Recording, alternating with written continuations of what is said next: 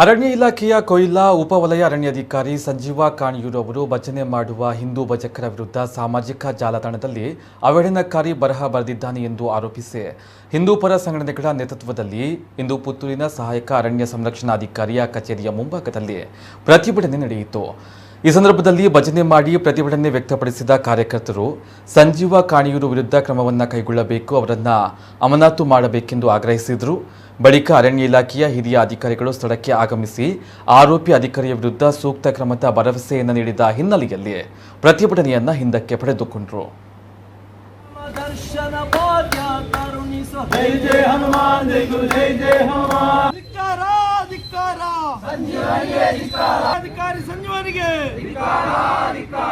ಧರ್ಮ ವಿರೋಧಿ ಹೇಳಿಕೆ ಕೊಡುವ ಸಂಜೀವನಿಗೆ ಭಾರತ್ ಮಾತಾ ಕಿ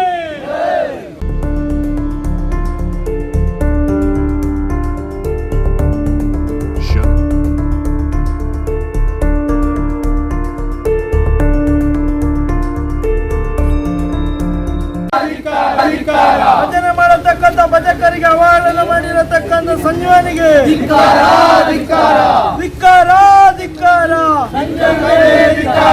ಧಿಕ್ಕಾರ ಧಿಕ್ಕಾರ ಧಿಕ್ಕಾರ ಜೈ ಜೈ ಪವನ್ ಜೈ ಜೈ ಹನುಮಾನ್ ಜೈ ಗುರು ಜೈ ಜೈ ಪವನ್ ಜೈ ಜೈ ಹನುಮಾನ್ ಜೈ ಗುರು ಜೈ ಜೈ ಪವನ್. ಮೊನ್ನೆ ಗೋವಿನ ಬಗ್ಗೆ ಬರೆದಿದ್ದಾರೆ, ಮತ್ತೊಂದು ಯಾವುದೋ ನಮ್ಮ ಕಾರ್ಯಾಲಯದ ಬಗ್ಗೆ ಬರೆದಿದ್ದಾರೆ, ಒಂದು ಭಜನೆ ಬಗ್ಗೆ ಬರೀತಾರೆ, ನಾಳೆ ಇನ್ಯಾರ ಬಗ್ಗೆ ಬರೀತಾನೆ. ಆಫೀಸಿಂದ ಹಿಡಿದು ದಕ್ಷಿಣ ಕನ್ನಡ ಜಿಲ್ಲೆಯ ಎಲ್ಲ ಅರಣ್ಯ ಇಲಾಖೆಯ ಮುಂದೆ ನಮ್ಮ ಜನ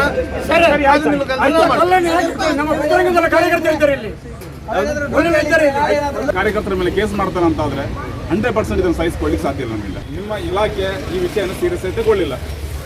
ನಮ್ಮ ಭಾವನೆಗಳಿಗೆ ಧಕ್ಕೆ ಆಗಿದಂತಾದ್ರೂ ಕೂಡ ನೀವು ಸೀರಿಯಸ್ ಆಗಿ ತಗೊಳ್ಳೋದಿಲ್ಲ. ಯಾಕಂತ ಹೇಳಿದ್ರೆ ನಿಮ್ಮನ್ನು ಕಳಿಸಿ ಅವ್ರು ಜಾರಿ ಕೊಡುವಂತ ವ್ಯವಸ್ಥೆ ಮಾಡಿದ್ದಾರೆ. ಯಾಕಂತ ಹೇಳಿ ಮತ್ತೆ ಪ್ರೊಸೀಜರ್ ಮಾಡ್ತೀರಿ ನೀವು, ಎಷ್ಟು ದಿವಸ ಆಗ್ತಾ ಗೊತ್ತಿಲ್ಲ. ಮತ್ತೆ ಯಾವುದೋ ಮುಂದೆ ಒಂದು ಸಸ್ಪೆಂಡ್ ಆದನ್ನು ಪುನಃ ಹೈಕೋರ್ಟ್ ಹೋಗಿ ಸ್ಕ್ವಾಶ್ ಮಾಡಿ ಬಂದಿದೆ ಅಂತ ಹೇಳ್ತೀರಿ.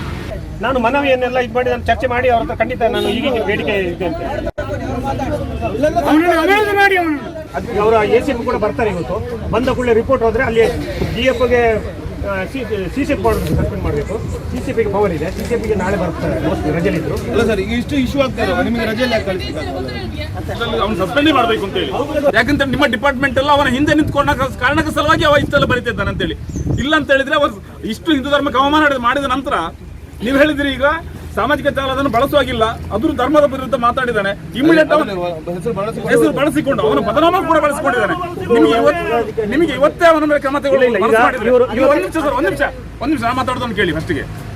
ನೀವು ಇವತ್ತೇ ಅವನ ಕ್ರಮ ತಗೊಳ್ಬಹುದು. ಯಾಕಂತ ಹೇಳಿದ್ರೆ ಅವನ ಫೋನ್ ನಂಬರ್ ಮತ್ತೆ ಹೆಸರನ್ನು ಬಳಸಿಕೊಂಡು ಮಾಡಿದ ಸಾಮಾಜಿಕ ಜಾಲತಾಣದಲ್ಲಿ ಹಾಕಿರುವಂತದ್ದು.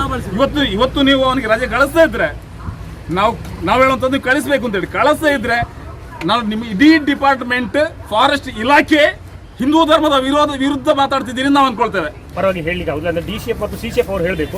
ಅವರಿಗೆ ನಾನು ಮನವಿ ಕೊಡ್ತೇನೆ, ನೀವು ಮಾತಾಡಿ, ನಾವು ಮತ್ತೆ ಮಾತಾಡೋ, ತೊಂದರೆ ಇಲ್ಲ.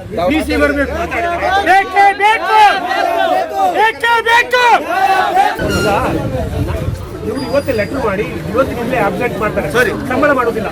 ಆಯ್ತಾ ಇವತ್ತಿನಿಂದಲೇ ಮಾಡ್ತಾರೆ. ಆಮೇಲೆ